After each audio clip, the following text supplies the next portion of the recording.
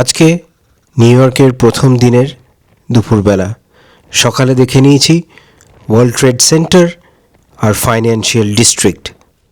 এখন ঘুরে দেখে নেব স্ট্যাচু অফ লিবার্টি। এই world trade centre financial district ঘুরে আপনি একটা কাজ করতে পারেন। তো এই সময়টা আমার মনে হয় যে স্ট্যাচু অফ লিবার্টি দেখার আইডিয়াল সময়, কেন কি বেশ কিছুটা সময় আপনার ওই লঞ্চ বা বোটে কাটবে, তো রেস্ট হয়ে যাবে কিছুটা। প্লাস এইখান থেকে যে এই বুলটার পাশ থেকে খুব কাছেই 5-7 মিনিট হাঁটায় আপনার নিউ ইয়র্কের স্টেশনটা আছে, যেখান থেকে এই ক্রুজগুলো ছাড়ে। তো এই চত্বরটা আপনি একটা গোটা দিন, মানে সকাল থেকে যদি শুরু করেন তাহলে আপনি কিন্তু করে নিতে পারবেন। বুল মূর্তি থেকে 5 থেকে 7 মিনিট হাঁটলেই ব্যাটারি পার্কে ক্যাসেল ক্লিন্টন ন্যাশনাল মনুমেন্টে আপনার এই স্ট্যাচু অফ লিবার্টি ক্রুজের বুকিং অফিস। এই স্ট্যাচু সিটি ক্রুজ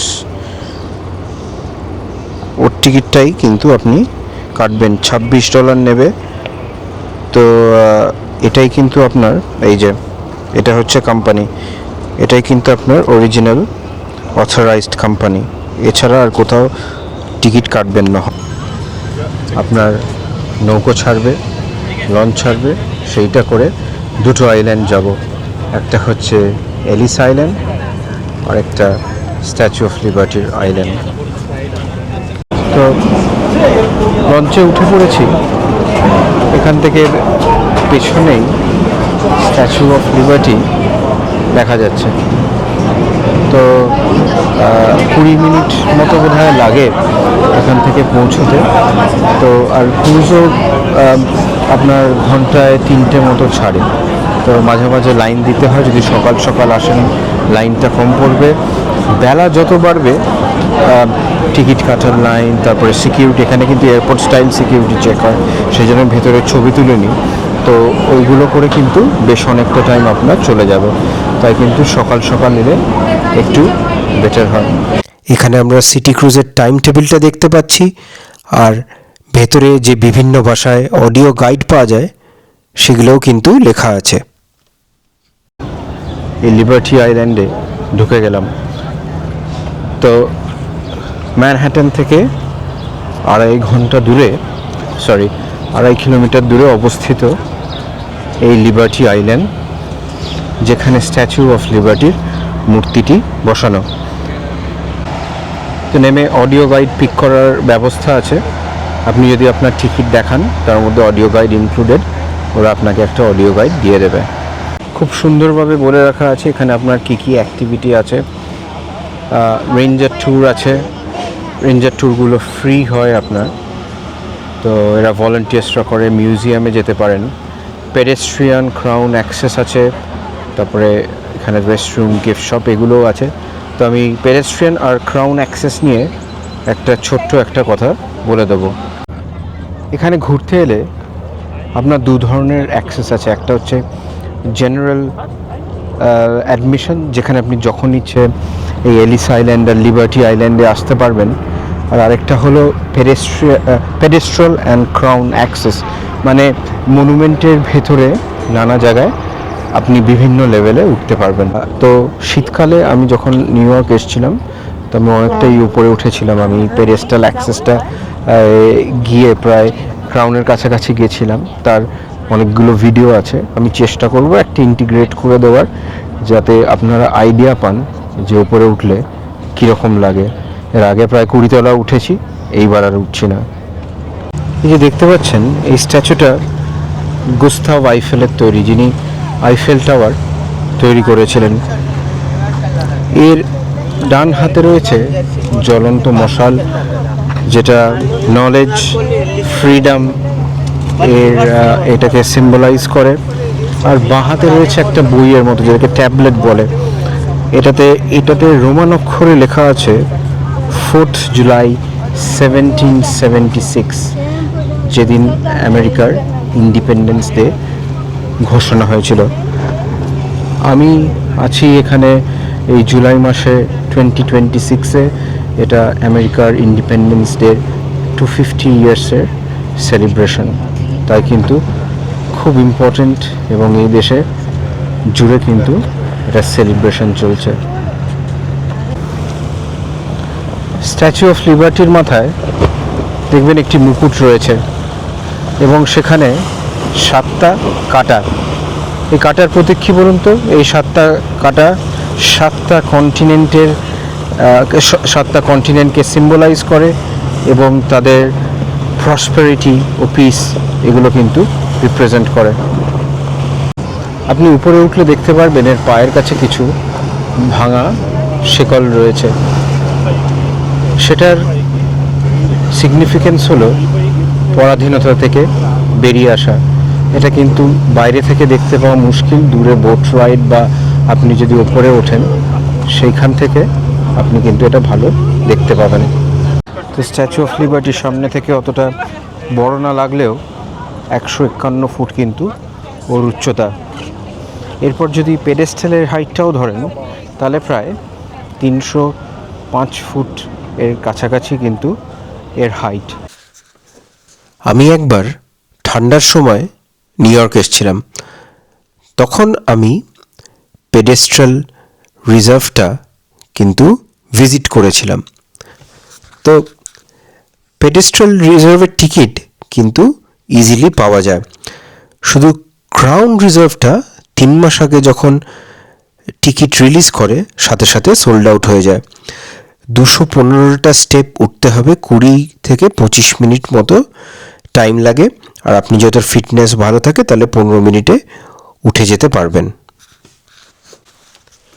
উপরে ওঠার পর আপনি দেখতে পাবেন একটা 360 ডিগ্রি অবজারভেশন ডেক রয়েছে।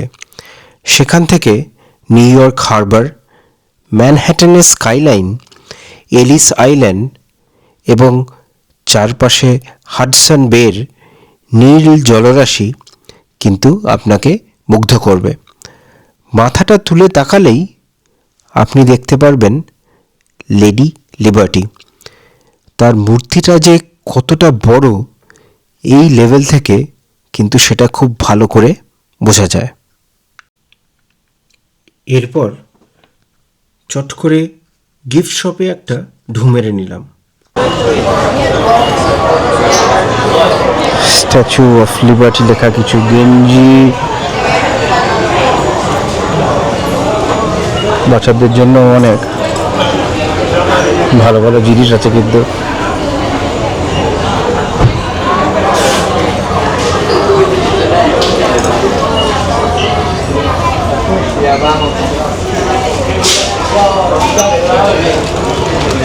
কিছু সুভেনির, ফ্রিজ ম্যাগনেট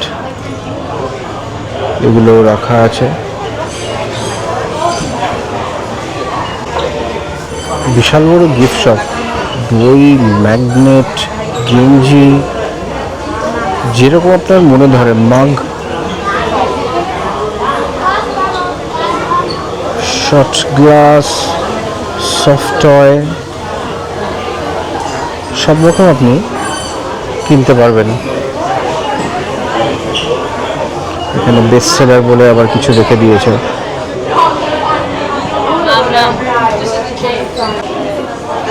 মোজাগুলো ভালো দেখছে, বাহ।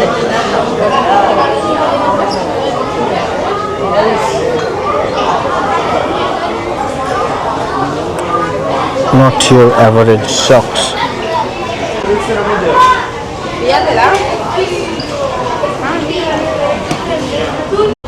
এখানে দেখা শেষ হয়ে গেলে একটা ক্যাফে মতো জায়গা আছে, একটা নেই অনেকগুলোই আছে, কিন্তু এটা হচ্ছে মেইন ক্যাফে ফেরি টার্মিনালের এখানে। তো আপনি এখানে কিন্তু একটু জিরিয়ে নিতে পারেন বা এক গ্লাস জল, চা, আইসক্রিম যা খেলেন খেয়ে নিতে পারেন। এরপর আবার এলিস আইল্যান্ডে হাঁটাহাঁটি আছে। এলিস আইল্যান্ডটা মোটামুটি ঘুরে দেখতে আরও 1-1.5 ঘন্টা লাগবে। স্ট্যাচু অফ লিবার্টি আইল্যান্ডটা 1-1.5 ঘন্টা লাগলো, এলিস আইল্যান্ডও তাই। তো একটু রেস্ট নিয়ে নিলে এনার্জাইজড হয়ে বেরিয়ে পড়া যাবে। 1 কাপ কফি খেয়ে উঠে পড়লাম এলিস আইল্যান্ড ফেরির দিকে। আধ ঘন্টা অন্তর অন্তর এই স্ট্যাচু অফ লিবার্টি আইল্যান্ড থেকে ফেরি ছাড়ে এলিস আইল্যান্ডের দিকে। যেতে আপনার টাইম লাগবে 10 থেকে 15 মিনিট মতো। চলেছি এলিস আইল্যান্ডের দিকে। আপার ডেকটা একটু বসলাম, যদিও একটু গরম লাগছে, কিন্তু ঠান্ডা হাওয়া দিচ্ছে এবং বসতে মন্দ লাগছে না। এই দুটো আইল্যান্ডের মাঝে আপনার লাগে 10 মিনিট মতো লাগে, তার বেশি লাগে না, তো চট করে পৌঁছে যাবেন। এই এলিস আইল্যান্ডকে গেটওয়ে টু আমেরিকা বলা হয়। 1892 থেকে 1954 এই টাইমের মাঝে আমেরিকায় কিন্তু প্রায় 1,20,00,000 ইমিগ্রেন্ট এই এলিস আইল্যান্ড দিয়ে প্রবেশ করেছিলেন। সেই জন্য এলিস আইল্যান্ডের আরেকটা নাম হচ্ছে গেটওয়ে টু আমেরিকা। আরেকটা ঐতিহাসিক নাম আপনারা কেউ কেউ জানতে পারেন, নাম অ্যানি মুর। কে কি বৃত্তান্ত বলছে।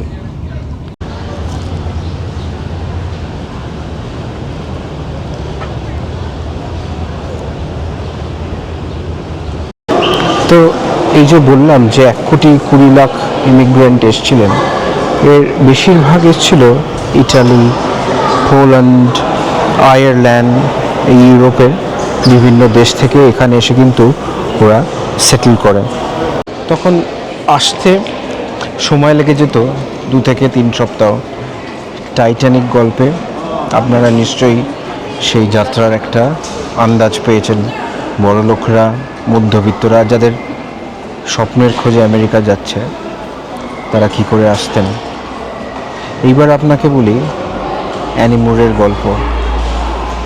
অ্যানি মুর এই আইল্যান্ডে আসা প্রথম রেজিস্টার্ড যাত্রী। 15 বছর বয়সে 2 ভাইকে নিয়ে অ্যানি মুর প্রথম এই আইল্যান্ডে পা দেয়।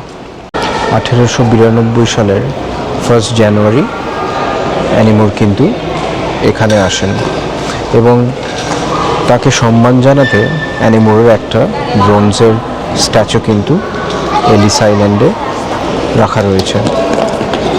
তো আগেকার দিনে তো পাসপোর্ট, ভিসা এরকম অত ছিল না, তো এলিস আইল্যান্ডে কিন্তু documents check, health check up সব কিছু হতো এবং এই সব কিছু পাশ করলে তারপরেই আপনাকে আমেরিকাতে ঢুকতে দেওয়া হতো।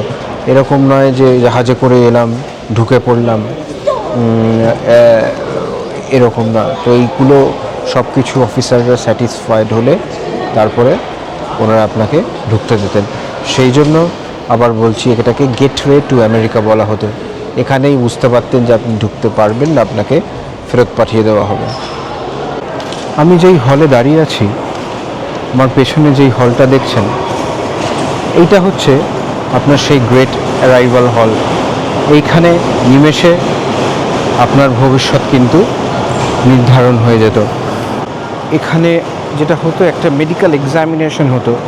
কথিত আছে ইটস 6 সেকেন্ড মেডিকেল এক্সামিনেশন। মানে আপনি ঢুকছেন, লাইনে দাঁড়াচ্ছেন, সেই হাঁটা চলা, আপনার কথা বলার ভঙ্গি দেখে সেখানে উপস্থিত ডাক্তাররা একটা আন্দাজ করে নিতেন যে আপনার স্বাস্থ্য কীরকম। তো সেই অনুযায়ী আপনার পিঠে চক দিয়ে EHL এরকম নানা রকম মার্কিং করে দেওয়া হতো। মানে আইসাইট, H মানে হেলথ, এইগুলো নানা রকম অ্যাব্রিভিয়েশন থাকতো, যেটা দেখে ইমিগ্রেশন অফিসাররা বুঝতে পারতেন যে, বা ওর একটা গাইড পেতেন যে এরার স্টেটাসটা কী হবে। যারা এই হেলথ চেক আপ বা অফিসিয়াল প্রশ্নের উত্তর ঠিক করে দিতে পারতেন না, তাদেরকে আর একটু ডিটেন করা হতো এক্সট্রা এক্সামিনেশনের জন্য। বা ধরুন যদি কোনো সংক্রামক ব্যাধি ধরা পড়তো, তো এখানে এলিস আইল্যান্ডে একটা বড় হাসপাতাল আছে, যেটা মিউজিয়ামে ঢোকার বাঁ দিকে। তো সেই হাসপাতালে যাত্রীদের রেখে ওনাদের চিকিৎসা করা হতো আর ডিসাইড করা হতো যে ওনার ভবিষ্যৎ কী হবে। সব জায়গা, পৃথিবীর বহু জায়গার মতো এখানেও একটা মিউজিয়াম আছে যেখান থেকে আপনি কিন্তু অনেক কিছু জানতে পারবেন। এই দেখুন, এখানে ডিরেক্টরি আছে, কী কী ফেসিলিটি আছে, audio tours, baggage room, registry room, peak immigration ইয়ারের কিছু স্মৃতি আছে এখানে, এবং উপরে ডরমিটরি এবং সাইলেন্ট ভয়েসেস, এই জায়গাগুলোও আছে। তো কোথায় কোথায় কোন তলায় কী কী দেখার আছে সেগুলো কিন্তু এখান থেকে একটা আন্দাজ করে নিতে পারবেন।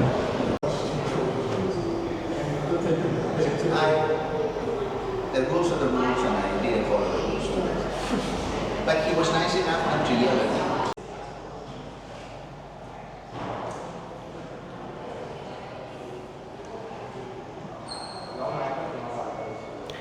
এই মিউজিয়ামটা খুবই ইন্টারেস্টিং এবং 1 ঘন্টা সময় আপনার নিমেষের মধ্যে কেটে যাবে। আরেকটা কথা, এখন অবধি আমি যা দেখালাম, উইন্টারে পেডেস্ট্রাল রিজার্ভে ওঠা ছাড়া এই পুরোটাই কিন্তু আপনার লিবার্টি ক্রুজের $26 টিকিটে ইনক্লুডেড।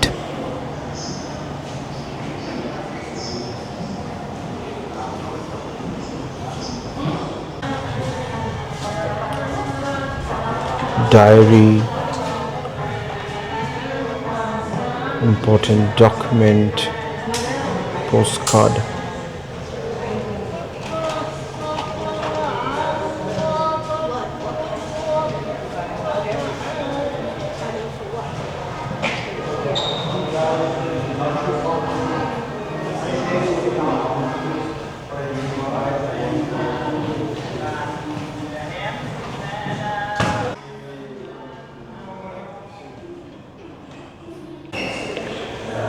চিলড্রেন শুজ কিছু কিছু প্রিজার্ভ করা হয়েছে। পাহাড়ি জুতো ছিল সব।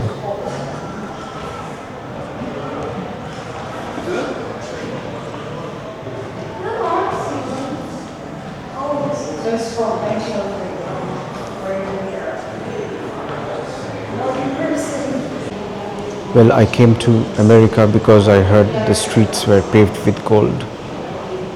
When I got here, I found out 3 things. First, the streets weren't paved with gold. Second, they weren't paved at all. And third, I was expected to pave them. Old Italian story. মানুষরা কিন্তু আগেকার দিনে রসিক ছিল। Statue of liberty মানে খালি ওই স্ট্যাচুটা দেখে ঘুরে যাওয়া না, এই এলিস আইল্যান্ড এইগুলো না দেখলে, দুটোর মাহাত্ম্য, দুটো একসাথে দেখলে তবেই গোটা জায়গাটার মাহাত্ম্য আমার মনে হয় বোঝা যায়। একদিকে স্ট্যাচু, আপনার স্ট্যাচু অফ লিবার্টি আপনার ফ্রিডমের প্রতীক, তারপর এই Ellis Island, gateway to America. তো দুটো একসাথে মিলে it's a very very how should I say, দুটো একসাথে মিলে it's a very moving experience. এই ডান দিকটা হচ্ছে আপনার হসপিটাল চত্বর। তো এইখানে যারা কোয়ারেন্টাইন হয়ে যেত তাদেরকে এখানে ট্রিটমেন্ট করা হতো।